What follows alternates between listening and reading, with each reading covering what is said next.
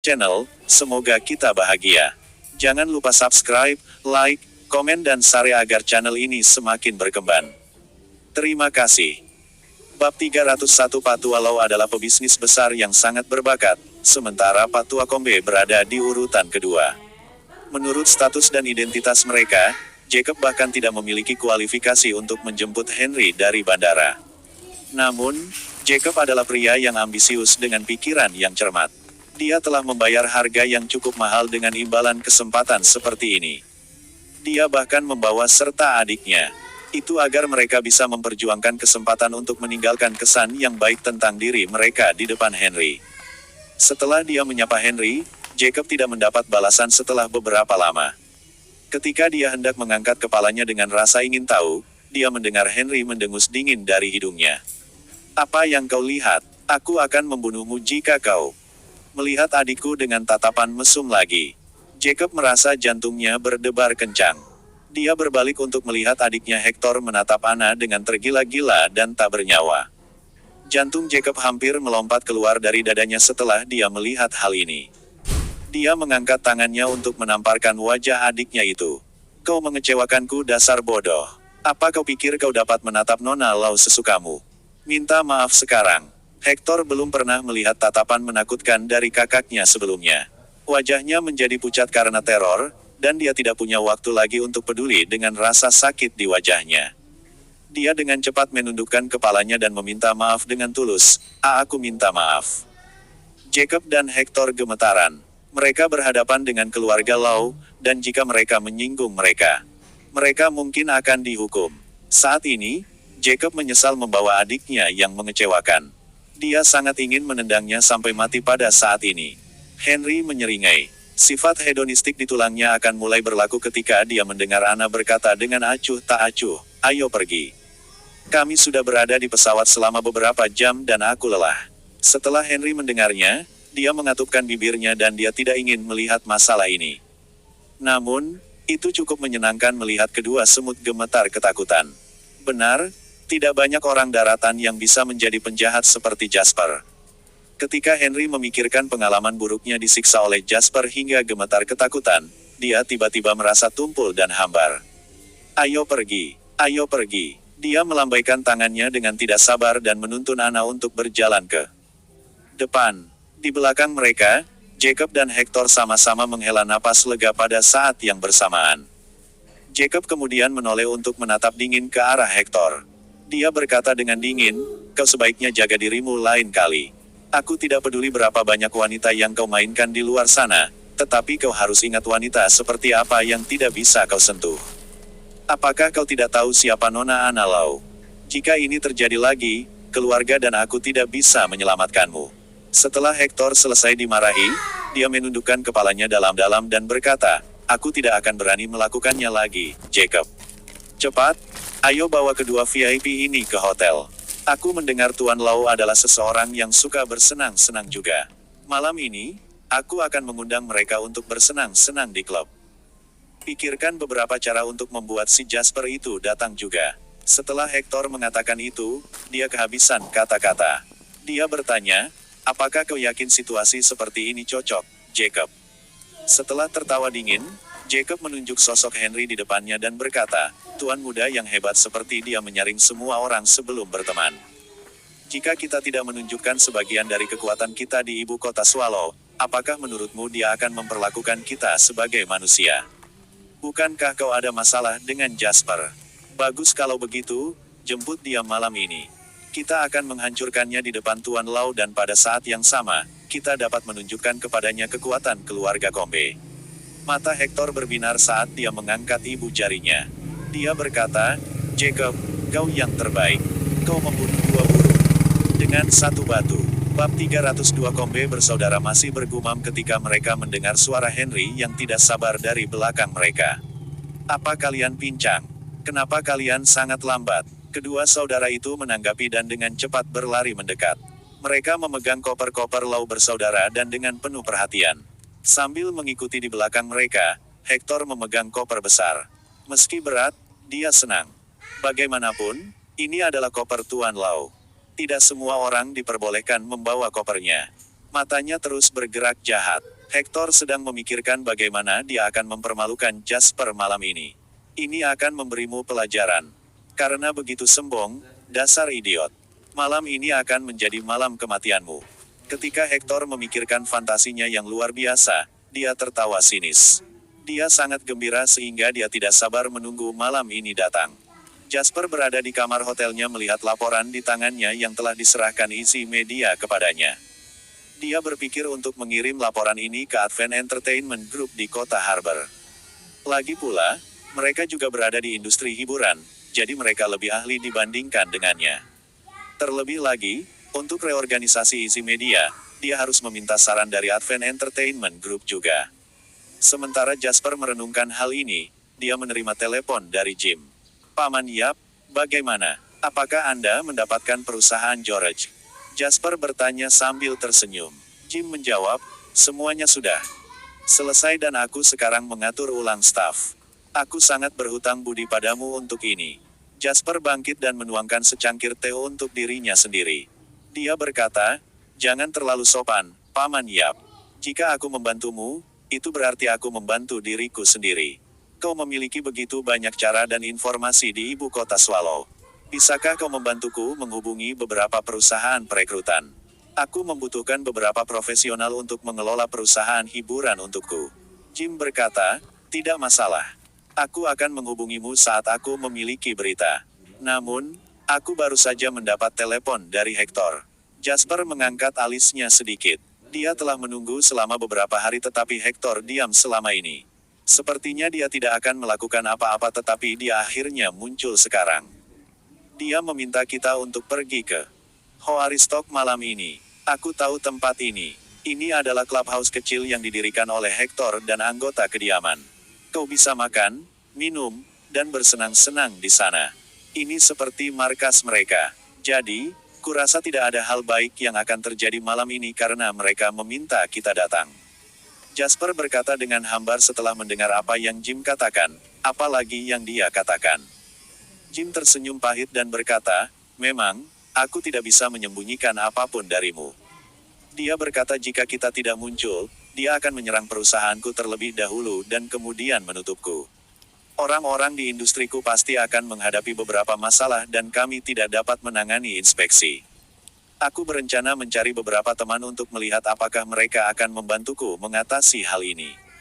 Jasper bisa memahami kepahitan dalam kata-kata Jim. Dia berkata, Paman Yap, kau tidak perlu mencari orang. Menurutku temanmu tidak akan menyinggung keluarga Kombe demi kau. Kita pergi saja. Jim dengan cepat berkata, Jasper, ini berbeda dari terakhir kali. Ini lebih berbahaya sekarang. Jika kita pergi, kita pasti akan menderita kerugian. Kita tidak bisa pergi. Paman Yap, kita tidak bisa bersembunyi dari orang seperti ini. Semakin kita bersembunyi, semakin mereka mengira kita takut dan mereka akan menjadi semakin intens. Satu-satunya cara untuk mengalahkan mereka adalah dengan menyerang mereka kembali. Jim terdiam beberapa saat. Dia menggertakkan gigi dan berkata, oke, aku akan mendengarkanmu. Kita pergi. Yang terburuk menjadi yang terburuk, aku akan menutup perusahaan ini dan kembali ke provinsi untuk hidup dari ayah mertuamu. Jasper tertawa dan berkata, aku akan menunggumu menjemputku nanti malam. Sekitar malam, Jim pergi ke hotel untuk menjemput Jasper. Kali ini, Jasper membawa Julian yang tidak ada hubungannya juga. Dalam perjalanan ke sana, Jim tampak cemas. Paman Yap, bagaimana kau bisa berteman dengan ayah mertuaku? Dia pasti meremehkanmu. Setelah berinteraksi satu sama lain beberapa hari ini, keduanya menjadi dekat. Karena itu, Jasper mulai bercanda dengan Jim. Jim berkata dengan sedih, akulah yang meremehkannya. Dia pikir dia siapa yang meremehkanku. Kalian berdua adalah orang yang sama sekali berbeda. Paman Yap, kau terlalu berhati-hati dan dapat dikatakan bahwa kau sedikit pemalu dan terlalu berhati-hati. Namun, ayah mertuaku lebih berani darimu, kata Jasper. Tidak banyak yang perlu dikatakan tentang keberanian. Dawson, jika tidak, dia tidak akan buru-buru berinvestasi dan hampir semua asetnya ditipu. Bab 303 fakta bahwa dia berkecimpung di industri real estate juga karena Jasper telah memberinya ide. Setelah menyelidiki dan menyadari potensinya, ia segera memulai sebuah perusahaan untuk itu. Dibandingkan dengan dia, Jim memang harus banyak belajar. Jim memikirkannya dan menyadari bahwa Jasper benar. Dia tersenyum. Dia memang seperti itu. Aku hanya bisa menghubungkan persahabatan erat kita selama bertahun-tahun dengan takdir. Harus kuakui bahwa kalian berdua sangat mirip. Jasper tersenyum. Aku ingin berpikir bahwa kita lebih terampil dalam membedakan. Ada beberapa hal yang kau tidak bisa menyerah. Kau mengambil satu langkah mundur dan kau akan berakhir mengambil lebih banyak sampai kau jatuh dari tebing ketika kau kehabisan langkah untuk maju. Tidak ada yang akan mengasihanimu sekarang jika kau tidak mau berjuang. Jim tenggelam dalam pikirannya pada komentar terakhir itu dan mengangguk setuju. Ia setelah bertemu dengan begitu banyak orang dari latar belakang keluarga yang berpengaruh di ibu kota Swallow selama ini, aku mulai merasa sedikit tersesat juga.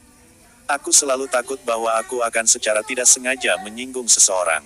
Aku pikir profesimu juga berperan dalam hal ini.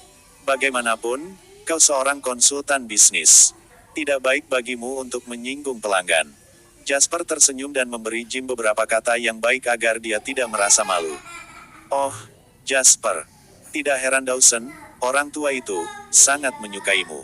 Tidak ada yang pernah sesukses kau di usia yang begitu muda. Aku tidak akan mengatakan bahwa kemampuanmu kurang dari Dawson saat itu. Namun aku bahkan tidak dapat menemukan pembuluh darah arogan dalam dirimu sama sekali. Orang tua ini benar-benar menemukan harta karun kali ini. Jim berseru iri. Haha, kau terlalu baik, Paman Yap. Tidak banyak yang bisa aku sombongkan, karena pasti ada orang yang jauh lebih hebat dariku. Mereka hanya menjaga bersikap rendah hati, itu saja, kata Jasper sambil tersenyum tipis.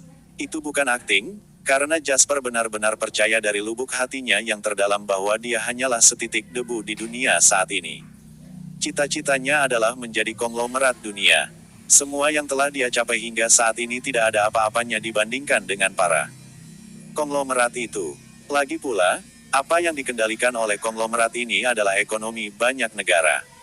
Mereka semua orang besar yang sebenarnya, dan Jasper menolak untuk menjalani kehidupan yang sederhana dan biasa sekarang karena dia harus memulai dari awal lagi. Dia harus menangkap setiap kesempatan yang ada sehingga dia bisa mencapai level yang lebih hebat selangkah demi selangkah. Kau terlalu rendah hati, Jasper. Tapi itu bukan hal yang buruk.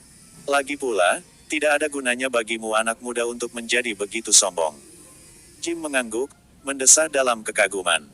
Dia tidak berani membayangkan betapa jauh lebih hebatnya Jasper jika dia terus melaju dengan kecepatan ini. Saat mereka berbicara, keduanya tiba di sebuah bangunan yang tampak mewah di sebelah stadion pekerja. Kita sampai, Paman Yap.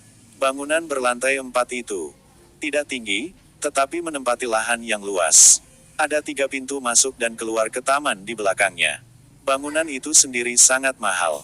Di pintu ada kata-kata Ho Aristok dan ada 2 pelayan di pintu Ho Aristok tidak terbuka untuk umum. Tuan-tuan, tolong tunjukkan kartu keanggotaan Anda, minta pelayan dengan sopan. Jasper melirik Jim. Tidak ada alasan baginya untuk memiliki kartu anggota sama sekali. Hector menyuruh kami datang. Jim melangkah untuk berbicara. Pelayan itu tertegun sejenak sebelum senyum menakutkan menghiasi wajahnya. Sikapnya tidak lagi sopan ketika dia menjawab dengan sederhana. Kau pasti Jasper dan Jim, kalau begitu. Kalian bisa langsung masuk ke dalam.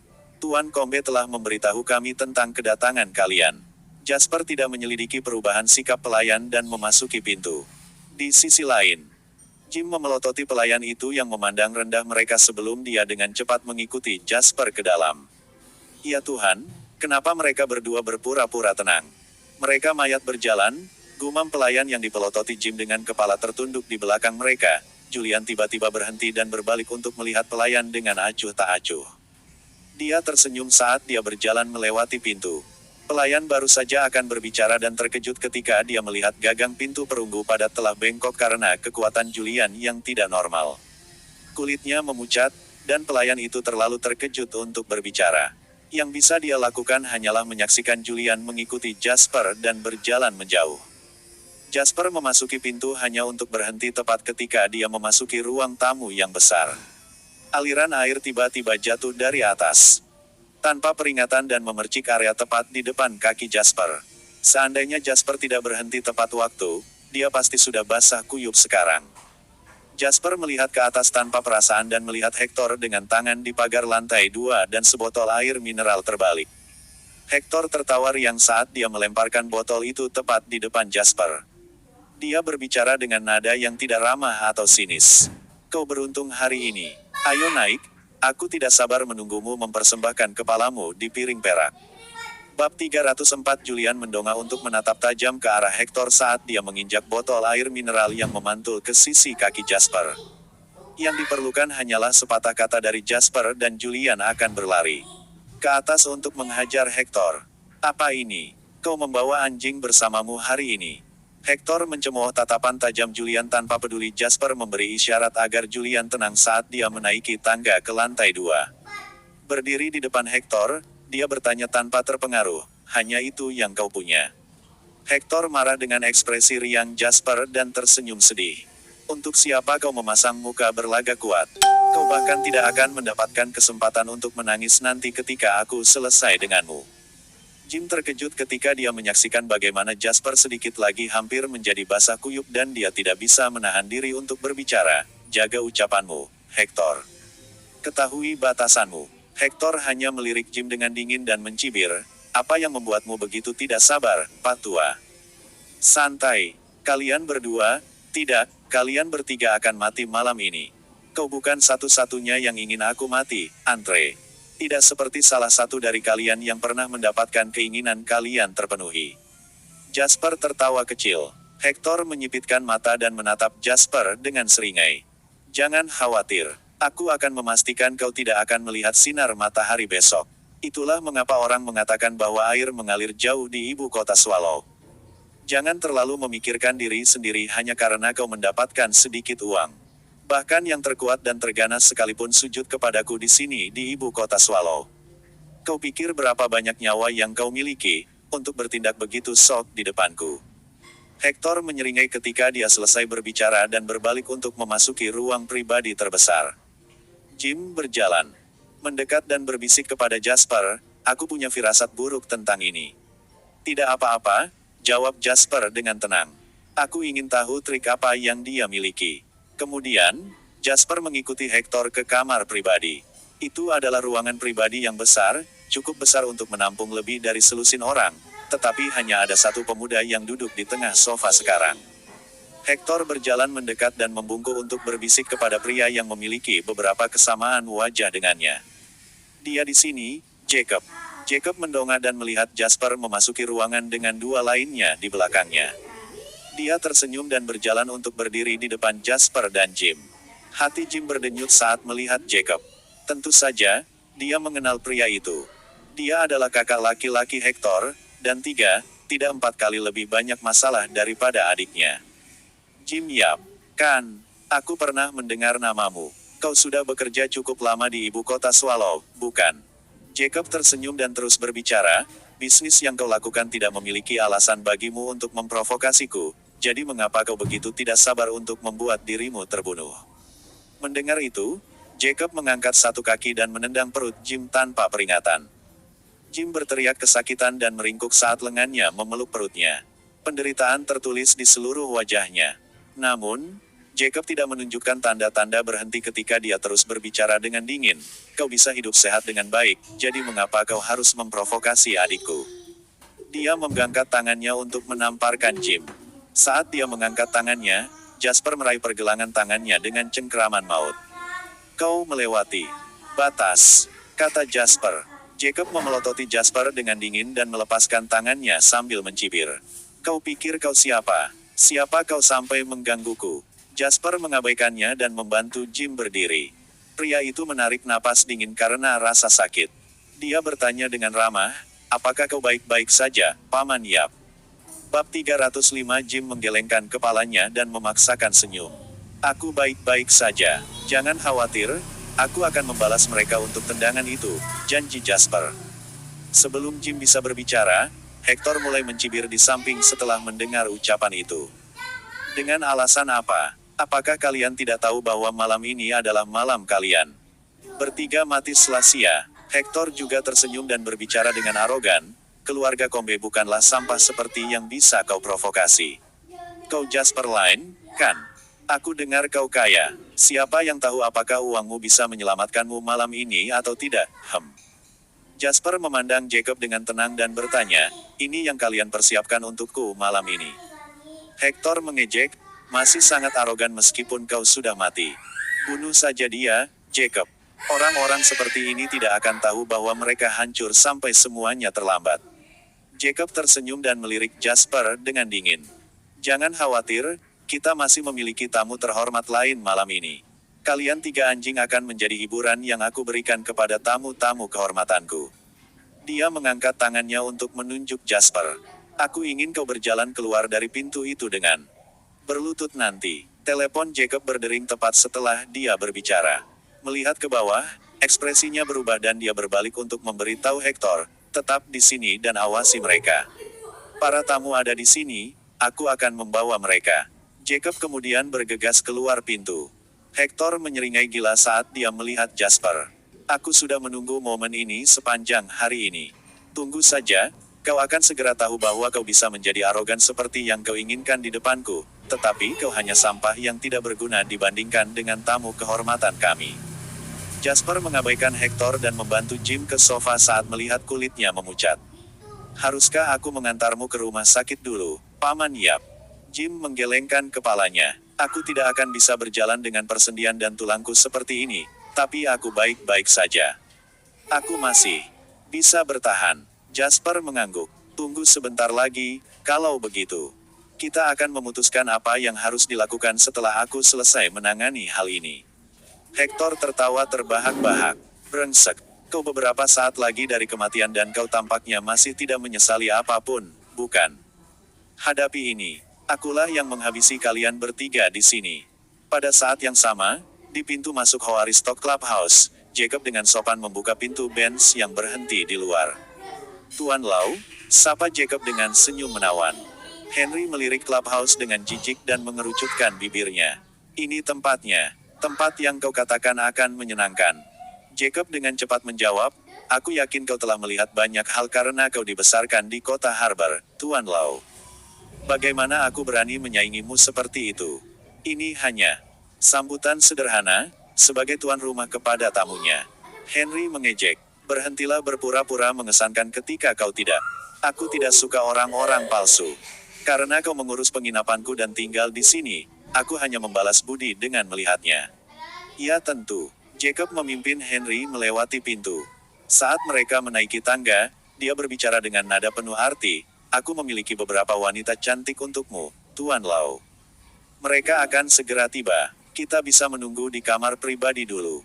Aku masih memiliki beberapa masalah bodoh untuk ditangani, tetapi kau dipersilakan untuk tinggal dan menyaksikannya. Henry menyipitkan mata dan melirik Jacob. Memamerkan kekuatanmu di depanku sekarang, kan?